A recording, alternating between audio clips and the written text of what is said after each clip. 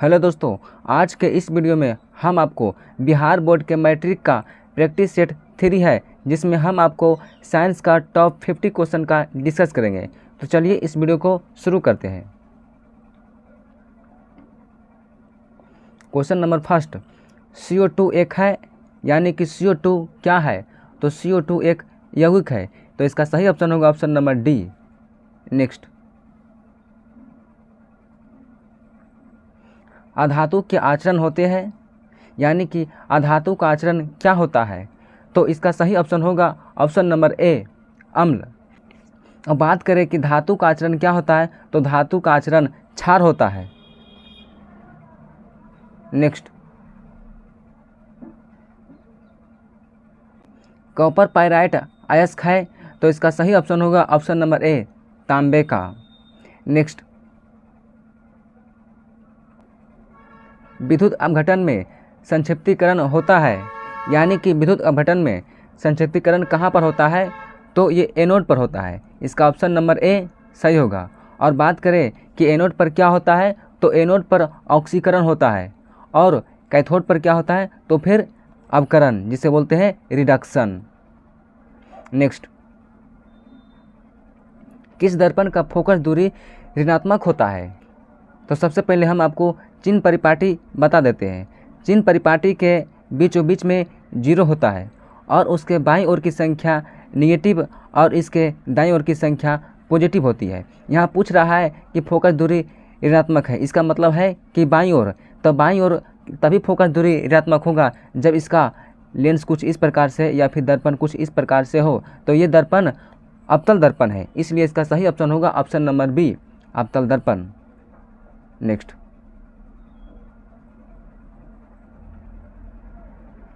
हीरा एवं ग्रेफाइट है, यानी कि हीरा एवं ग्रेफाइट क्या है? तो फिर यह कार्बन के अपरूप है। नेक्स्ट, अल्कोहल के समान सूत्र है, यानी कि अल्कोहल के समान सूत्र क्या है? तो इसका सही ऑप्शन होगा ऑप्शन नंबर ए, CnH2n+OH। और बात करें कि CHO किसका सूत्र है? तो फिर एल्डिहाइड का। निम्नलिखित में कौन सहसंयोजी यौगिक है? ऐसे अधिकांशतः सहसंयोजी यौगिक ही कार्बनिक यौगिक ही होता है। इसका सही ऑप्शन होगा ऑप्शन नंबर ए, क्योंकि मीथेन कार्बनिक यौगिक है। नेक्स्ट, कार्बन क्या है? तो कार्बन एक अधातु है। नेक्स्ट, कूटपाद किसमें पाया जाता है? तो कूटपाद अमीबा में पाया जाता है, और amoeba option number C option सही होगा। नेक्स्ट, मनुष्य में प्रमुख उत्सर्जी अंग है, यानी कि मनुष्य में प्रमुख उत्सर्जी अंग कौन सा है? तो फिर वह वृक्क है, जिसे किडनी कहते हैं। किडनी का काम है हमारे रक्त को छानना और उससे पोषक पदार्थों को छानकर हमारे शरीर के विभिन्न भागों में पहुंचाना। नेक्स्ट, प्रकाश संश्लेषण के लिए निम्नलिखित में से कौन से कच्चे पदार्थ की आवश्यकता नहीं होती है? तो इसका सही ऑप्शन होगा ऑप्शन नंबर बी, क्योंकि कार्बन डाइऑक्साइड, जल और क्लोरोफिल और एक सूर्य का प्रकाश, 4 तत्व मिलकर वह प्रकाश का संश्लेषण कर भोजन का निर्माण करता है, जिसमें वह ऑक्सीजन को छोड़ता है। नेक्स्ट, अधिकतर पादप नियंत्रक उत्पन्न होते हैं, यानी कि अधिकतर पादप नियंत्रक कहाँ से उत्पन्न होते हैं? तो इसका सही ऑप्शन होगा ऑप्शन नंबर ए और बी दोनों, यानी कि डी, बढ़ते तने के अग्रभाग पर और बढ़ते जड़ के अग्रभाग पर। नेक्स्ट, पुष्पी पौधों में लैंगिक जनन किसके द्वारा होता है? तो इसका सही ऑप्शन होगा ऑप्शन नंबर ए, फूलों के द्वारा होता है। नेक्स्ट, फूल का कौन सा भाग फल में बदलता है? तो फिर वह अंडाशय है। मानव मादा में निषेचन होता है, यानी कि मानव मादा में निषेचन कहाँ पर होता है? तो फिर वह फैलोपियन नलिका में होता है, और वहाँ पर फैलोपियन नलिका में निषेचन होने के बाद वह गर्भाशय में आ जाता है। नेक्स्ट,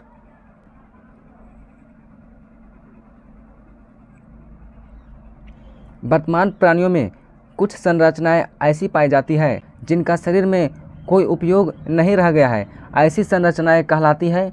तो ऐसी संरचनाएं अवशेषीय अंग कहलाते हैं, क्योंकि हम सभी का पुराने ज़माने में लाखों करोड़ों साल पहले कुछ अंग ऐसे थे जिनका उपयोग था, लेकिन वर्तमान समय में ऐसे अंगों का उपयोग ना के बराबर ही है। नेक्स्ट,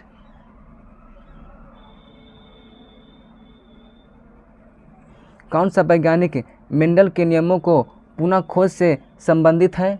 तो इसका सही ऑप्शन होगा ऑप्शन नंबर 1 ए शर्मक। नेक्स्ट, जीन शब्द किसने प्रस्तुत किया था? तो इसका सही ऑप्शन होगा ऑप्शन नंबर ए जोहानसन ने। मेंडल को आनुवंशिकता का जनक माना जाता है, इन्होंने ही मटर के पौधे पर प्रयोग किया था। नेक्स्ट, CFC है, यानी कि CFC क्या है? तो CFC क्लोरोफ्लोरोकार्बन है, तो इसका सही ऑप्शन होगा option number A. Next, coliform है, यानी कि कोलीफॉर्म क्या है? तो फिर यह एक जीवाणु है, इसलिए इसका सही ऑप्शन होगा ऑप्शन नंबर बी। नेक्स्ट, चिपको आंदोलन किस वर्ष में प्रारंभ हुआ था? तो फिर यह 1970 के आसपास में हुआ है, इसलिए इसका सही ऑप्शन होगा ऑप्शन नंबर ए 1970 से 72 के आसपास में। नेक्स्ट, फूल का कौन सा भाग फल में बदलता है? तो फिर मैंने इसके बारे में पीछे भी बताया था कि वह अंडाशय से ही फल का निर्माण होता है, जिसे हम सब खाते हैं, वह अंडाशय का ही भाग होता है। नेक्स्ट, मोटर गाड़ियों में चालक के सामने लगे दर्पण होते हैं, तो वह होता है उत्तल दर्पण, इसलिए इसका सही ऑप्शन होगा ऑप्शन नंबर सी। नेक्स्ट, वास्तविक प्रतिबिंब को पर्दे पर प्राप्त किया जा सकता है, जबकि काल्पनिक प्रतिबिंब को नहीं। क्यों? क्योंकि वास्तविक प्रतिबिंब में वास्तव में प्रकाश ऊर्जा पहुंचती है, जबकि काल्पनिक में काल्पनिक रूप से यानी कि नहीं पहुंचती है। इसी वजह से वास्तविक प्रतिबिंब को पर्दे पर उतारा जा सकता है, जबकि काल्पनिक प्रतिबिंब को नहीं। नेक्स्ट, निर्देशांक चिन्ह परिपाटी के अनुसार अवतल दर्पण तथा उत्तल दर्पण की फोकस दूरियां क्रमशः होती है। तो फिर सबसे पहले हम आपको दोनों दर्पण पार कर दिखा देते हैं। अब आप देखिए, ये है अवतल दर्पण और ये है उत्तल दर्पण। पहचानने का तरीका है उससे उठा हुआ भाग, यानी कि जो भाग उठा हुआ है वह उत्तल हो जाएगा और जो भाग धंसा हुआ है वह अवतल हो जाएगा। उसके बाद देखिए, संख्या रेखा पर बाईं ओर की संख्या नेगेटिव और दाईं ओर की संख्या पॉजिटिव होती है। अब देखिए, यह है अवतल दर्पण और अवतल दर्पण का फोकस दूरी बाईं ओर है, इसका मतलब है कि नेगेटिव होगा। और यह है उत्तल दर्पण और उत्तल दर्पण का फोकस दूरी दाईं ओर है, इसका मतलब है कि यह पॉजिटिव होगा। अब देखिए, क्वेश्चन में कर रहा है क्रमशः, यानी कि जो पहले पूछा है, तो पहले कौन पूछा है? अवतल दर्पण। अब बताइए, अवतल दर्पण का फोकस दूरी क्या है? निगेटिव, यानी कि ऋणात्मक, और उसके बाद धनात्मक। तो इसका सही ऑप्शन होगा ऑप्शन नंबर बी, ऋणात्मक उसके बाद धनात्मक। नेक्स्ट, मंजू के चश्मे का पावर ऋणात्मक है, उसके आँख में उत्पन्न दोष है।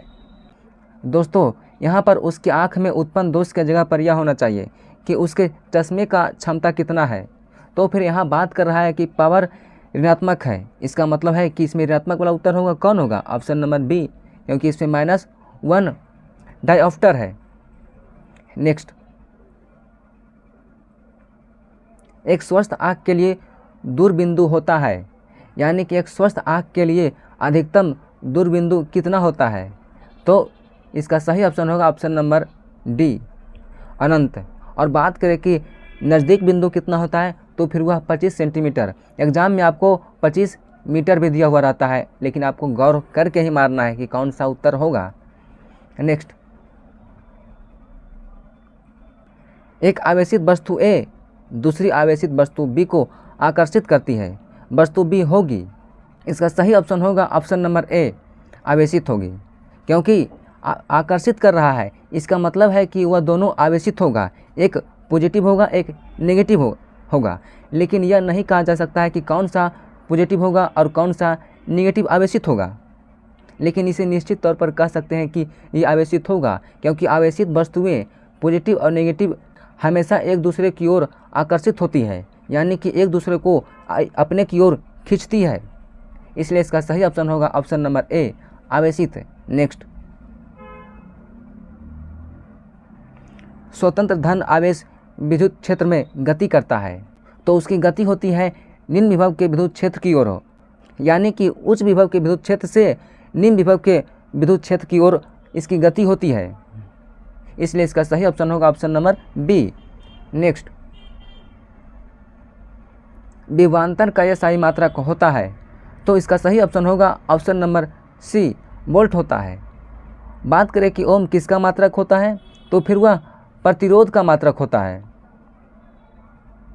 और एम्पियर किसका मात्रक होता है, तो फिर वह विद्युत धारा का मात्रक होता है। और उसके बाद वाट है, तो वाट किसका मात्रक होता है, तो वाट शक्ति का मात्रक होता है। नेक्स्ट, आवेश का यह सही मात्रक होता है, तो इसका सही ऑप्शन होगा ऑप्शन नंबर डी, कूलम्ब। और जूल किसका मात्रक होता है, कि जूल ऊष्मा का मात्रक होता है। और ओम किसका मात्रक होता है, तो प्रतिरोध का। और वोल्ट किसका मात्रक होता है, तो विभवांतर का। नेक्स्ट, डायनेमो में, यानी कि डायनेमो का क्या काम है, तो इसका काम है यांत्रिक ऊर्जा को विद्युत ऊर्जा में बदलना। यांत्रिक का मतलब होता है कि एक फिजिकल वर्क, गति के रूप में, यानी कि डायनेमो घूमता है तो फिर विद्युत ऊर्जा का निर्माण होता है। नेक्स्ट, निम्न में से कौन सा पदार्थ लेंस बनाने के लिए प्रयुक्त नहीं किया जा सकता है, तो इसका सही ऑप्शन होगा ऑप्शन नंबर डी, यानी कि घा, मिट्टी का। और बाकी जल, कांच और प्लास्टिक तीनों का प्रयोग किया जा सकता है, यानी कि किया जाता है। नेक्स्ट, विद्युत मोटर बदलता है, तो वह विद्युत ऊर्जा को यांत्रिक ऊर्जा में बदलता है, इसलिए इसका सही ऑप्शन होगा option number B. Next, SnCl2 क्या है, तो फिर यह एक अवकारक है। अवकारक का काम है कि अपने और इलेक्ट्रॉन को खींचना, यानी कि इलेक्ट्रॉन को ग्रहण करना। और SnCl2 एक अवकारक है, यानी कि यह इलेक्ट्रॉन ग्राही है। नेक्स्ट, Fe2O3 प्लस 2Al, उसके बाद Al2O3 प्लस 2Fe, ये क्या है, यानी कि कह रहा है कि निम्नलिखित अभिक्रिया कौन सी अभिक्रिया है। तो फिर आप यहाँ पर देख सकते हैं कि ऑक्सीजन के साथ में यहाँ लोहा आ गया है, और उसके बाद देख सकते हैं कि ऑक्सीजन के साथ में एल्युमिनियम आ गया है, यानी कि लोहा के स्थान पर एल्युमिनियम और एल्युमिनियम के स्थान पर लोहा आ गया है। इसलिए यहाँ पर विस्थापन हुआ है, और इसलिए इसका सही ऑप्शन होगा ऑप्शन नंबर डी, विस्थापन अभिक्रिया, क्योंकि वह एक दूसरे को स्थान को कब्जा कर लिया है। नेक्स्ट, प्लास्टर ऑफ पेरिस का जमने का कारण है, तो इसका सही ऑप्शन होगा ऑप्शन नंबर डी, जलांशन, क्योंकि जिप्सम का ही जलांशन करके ही प्लास्टर ऑफ पेरिस बनाया जाता है। नेक्स्ट, साल्वे विधि से Na2CO3 के निर्माण के लिए आवश्यक होता है, तो फिर इसका सही ऑप्शन होगा ऑप्शन नंबर डी। कौन कौन सा, सोडियम क्लोराइड, अमोनिया और उसके बाद कैल्शियम कार्बोनेट, इन तीन पदार्थों का प्रयोग किया जाता है। नेक्स्ट, कौन अंतःस्रावी और बाह्यस्रावी ग्रंथि जैसा कार्य नहीं करता है, तो फिर वह है पीयूष ग्रंथि। पीयूष ग्रंथि को मास्टर ग्लैंड, यानी कि मास्टर ग्रंथि भी कहा जाता है। नेक्स्ट, निम्न में से कौन सा अंग संवेदीग्राही नहीं है, तो इसका सही ऑप्शन होगा ऑप्शन नंबर डी, दिमाग। नेक्स्ट, समजात अंगों का उदाहरण है, यानी कि समजात का मतलब होता है कि जिसकी उत्पत्ति समान हो लेकिन कार्य अलग हो। जैसे हमारा हाथ और कुत्ते का अग्रपाद, दोनों का उत्पत्ति तो सेम है लेकिन दोनों का काम बिल्कुल अलग है, इसलिए इसका सही ऑप्शन होगा ऑप्शन नंबर ए। नेक्स्ट, कौन सा अभिलक्षण वंशागत नहीं है, तो फिर इसका सही ऑप्शन होगा ऑप्शन नंबर सी, शरीर का आकार। नेक्स्ट, निम्न में से कौन सा आहार श्रृंखला का निर्माण करता है? तो फिर आप देखिए यहाँ पर घास, क्या घास गेहूं को खा सकता है या फिर गेहूं घास को खा सकता है? नहीं, इसलिए इसका ऑप्शन ए नहीं होगा। उसके बाद देखिए, क्या घास को बकरी खा सकता है? जी खा सकता है। और बकरी को मानव खा सकता है, इसलिए इसका सही ऑप्शन होगा ऑप्शन नंबर बी। सी भी चेक करिए, क्या बकरी गाय को या फिर गाय बकरी को खा सकता है? नहीं। उसके बाद घास, घास को तो मछली खा सकता है। उसके बाद मछली को बकरी चाहे बकरी को मछली नहीं खा सकता है, इसलिए इसका सही ऑप्शन होगा ऑप्शन नंबर बी। नेक्स्ट, कौन सा अजैव निम्नीकरणीय कचरा है? अजैव का मतलब होता है कि जो सड़ गल कर यानी कि जैव अपघटन के द्वारा मिट्टी में ना मिले, उसे ही अजैव निम्नीकरणीय कचरा कहते हैं। जैसे टिश्यू पेपर, इसे फेंक देने के बाद जैव अपघटन की प्रक्रिया से मिल जाती है। उसके बाद है केले का छिलका, ये भी आसानी से मिल जाती है, लेकिन ये थर्मोकोल ये नहीं मिल पाती है, इसलिए इसका सही ऑप्शन होगा ऑप्शन नंबर सी। नेक्स्ट, कौन सी गैस वैश्विक ऊष्मन के लिए उत्तरदायी है? यानी कि ग्लोबल वार्मिंग के लिए उत्तरदायी गैस कौन सा है? तो फिर यह है कार्बन डाइऑक्साइड यानी कि CO2, option number A. Next, निम्न में कौन सा गंगा प्रदूषण के लिए उत्तरदायी नहीं है? यानी कि नीचे दिए गए ऑप्शन में कौन सा कार्य करने के बाद गंगा नदी प्रदूषित नहीं होगा? जैसे गंगा में मछली पालना, इसे पालने से गंगा में प्रदूषण कभी नहीं हो सकता है, क्योंकि गंगा में ऑटोमेटिक लाखों करोड़ों साल पहले से मछली है, यानी कि मछली का पानी में रहना ये तो स्वाभाविक है।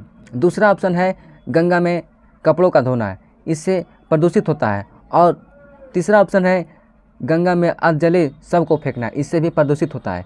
यहाँ पूछ रहा है कौन सा उत्तरदायी नहीं है, इसका मतलब कि कौन सा प्रदूषण नहीं करता है, तो इसका सही ऑप्शन होगा ऑप्शन नंबर ए, क्योंकि गंगा में मछली पालने से प्रदूषित नहीं होगा। और चौथा ऑप्शन है गंगा में रासायनिक अपशिष्ट उत्सर्जन, ये भी गंगा को प्रदूषित करती है, इसलिए इसका सही ऑप्शन ए ही होगा। नेक्स्ट, मानव नेत्र के लिए स्पष्ट दृष्टि की न्यूनतम दूरी होती है? देखिए, मैंने आपको पीछे ही बताया था कि इसका उत्तर 25 मीटर भी दिया हुआ रहता है, लेकिन आपको गौर से आपको देखना है कि वह मीटर दिया हुआ है या फिर सेंटीमीटर दिया हुआ है। तो यहाँ पर उत्तर देख सकते हैं ऑप्शन नंबर सी में सेंटीमीटर दिया हुआ है, इसलिए इसका सही ऑप्शन होगा option number C, 25 centimetre. Next, मानव नेत्र जिस भाग पर किसी वस्तु का प्रतिबिंब बनाती है वह है, यानी कि वह कौन सा भाग है? तो फिर उसे रेटिना कहते हैं, यानी कि रेटिना पर अपना प्रतिबिंब बनाती है, जिसे दृष्टिपटल भी कहते हैं, इसलिए सही ऑप्शन होगा ऑप्शन नंबर डी। नेक्स्ट, अब लगता है नहीं है क्वेश्चन। दोस्तों, यह वीडियो आपको कैसा लगा है कमेंट सेक्शन में ज़रूर बताएं। तो चलिए मिलते हैं नेक्स्ट वीडियो में। जय हिंद दोस्तों।